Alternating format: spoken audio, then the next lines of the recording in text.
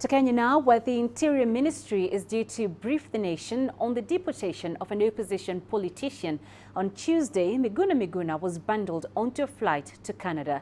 He holds dual Canadian and Kenyan citizenship. However, authorities say Miguna denounced his Kenyan citizenship years ago, something the opposition disputes. Miguna has been charged with treason for attending the unsanctioned inauguration of opposition leader Raila Odinga. Last week, Odinga swore himself in as the so-called People's President. Miguna appeared in court on Tuesday but refused to enter a plea. So, defying Kenyan courts' deportation, accusations of harassment and a media shutdown, all developments since Odinga swore himself in. Let's untangle some of these for you now. I'm joined in studio by CGTN reporter Robert Nagila, who's been monitoring the situation in Kenya. So, Robert, interesting developments going on here in Kenya. Court defiances, a media shutdown, deportations. What is going on? Well, Penina, Kenya's in the middle of a government crackdown on the opposition and elements it believes are trying to destabilize a legitimately elected government.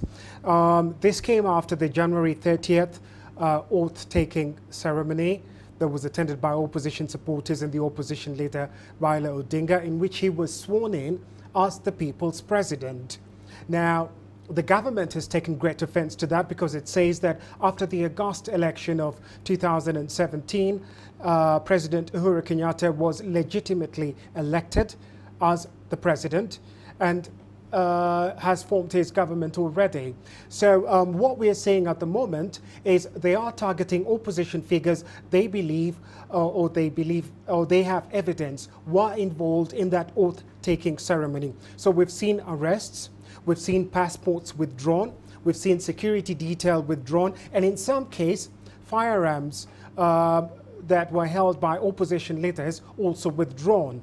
So that's where we are at this particular moment. Where this goes on from here is anyone's guess. We know that there are several court cases challenging the government's moves against the opposition, but we've not had any judgment in relation to those as yet. So just speaking to an analyst a short while ago, he told me that this is still ongoing, because a number of those opposition figures have been charged with participating in an illegal gathering and the oath-taking ceremony as well. The question that many are asking now is, why is it that the person who took that oath, and that is the opposition leader Raila Odinga, has yet to be arrested or charged in court? So that's where we are. Well, it's quite a puzzling situation. I mean, with the swearing in of Kenyatta as the president, a lot of people thought this would be the end of this political chaos that we're witnessing in the country. And obviously, all of this points to a polarization of Kenyan politics. So why has this situation persisted for so long? What are the factors at play? Penina, you're absolutely right. Now, a number of factors are in play here, as you put it. Number one, perhaps the most important one, is our politics, the nature of Kenyan politics. It's divided, it's based along ethnic lines. At this particular moment, for example, you have a president and a deputy whose ethnic groups are firmly behind them, at least a majority of them are. You have the opposition leaders as well, whose ethnic groups are firmly behind them. So number one, it's based on ethnic politics. And that's part of the reason why, no matter what either side does, so long as their supporters will stay with them. For example, in this case of Dr. Miguna Miguna, where he was deported last night, the government saying that the gentleman in question is not a Kenyan citizen anymore because he gave that up when he took up the Canadian citizenship. It's an ongoing matter in court at the moment, so I can't really delve too deep into it. But just listening a bit to what was going on in court a short while ago, his lawyers argue that the fact that he was born here, that his birthright cannot be taken away from him. So that is still the subject of a court process. Apart from the politics itself, you also have the whole segment about the Constitution and the rule of law in this country. The government is accused of breaching the Constitution and not following the rule of law in the way it has gone about cracking down on the opposition leadership. So It's still very early days. It's hard to say how this is going to end up, but clearly the ethnic tensions have been flamed again.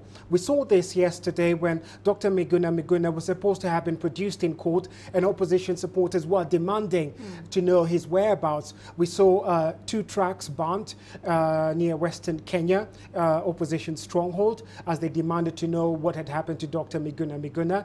We saw that other ethnic groups which border that region as well. The tension in those areas was very, very high. Traffic in some of those areas had been closed down completely. So it remains to be seen how this will go. But what experts are saying is the government and the opposition need to come together to de-escalate the situation, because from here it can only get worse. Yeah, and for most people observing in the region, I mean, there is a lot of concern. Kenya has long been held as a beacon of democracy in the East African region. So what are the long-term effects of the situation here in Kenya, not only for the country, but also for the wider East African region?